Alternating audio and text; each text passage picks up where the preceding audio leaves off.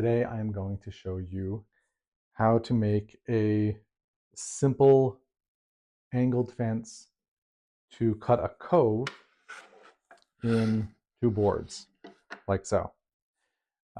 Basically, I'm going to take two pieces of plywood that will be long enough to angle across my table saw fence, like so, and have these boards fit in upside down to go across the blade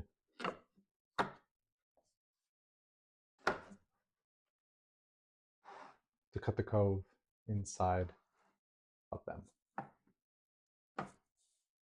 Very simple procedure, very simple setup.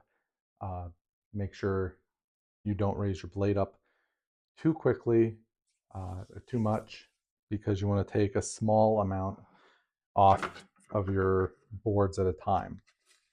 These are going to be taped together so that I can cut this cove out with the saw blade, and then I'm using this for the top of a box that I'm making. So let's get this show on the road.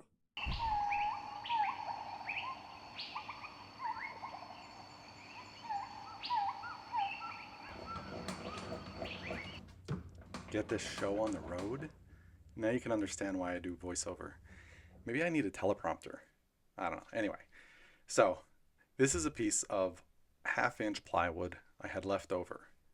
Any material will work as long as your push handles fit between the material that you're cutting the cove into.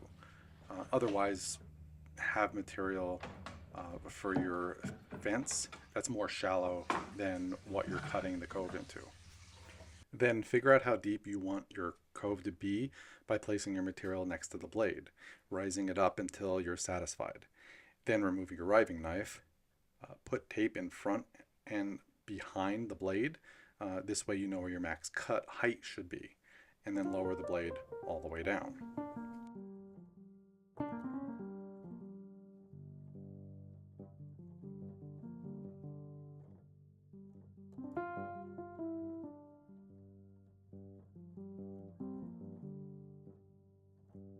Now you need to place your two fence pieces on an angle so you can mark your tape to clamp them down.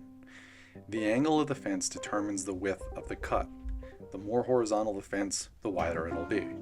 I clamped my fence, made sure the piece slid smoothly through.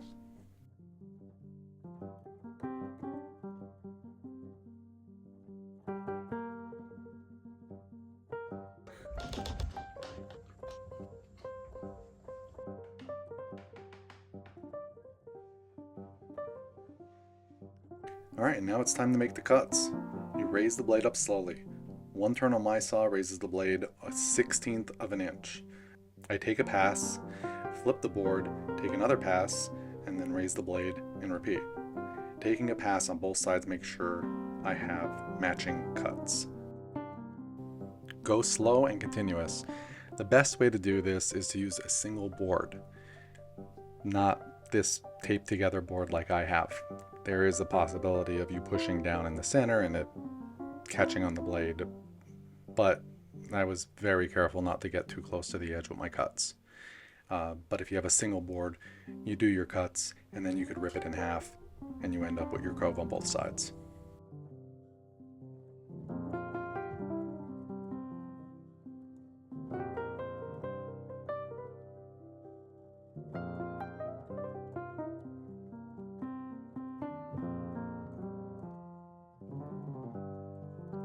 When you are finished, please don't forget to put your riving knife back in your table saw.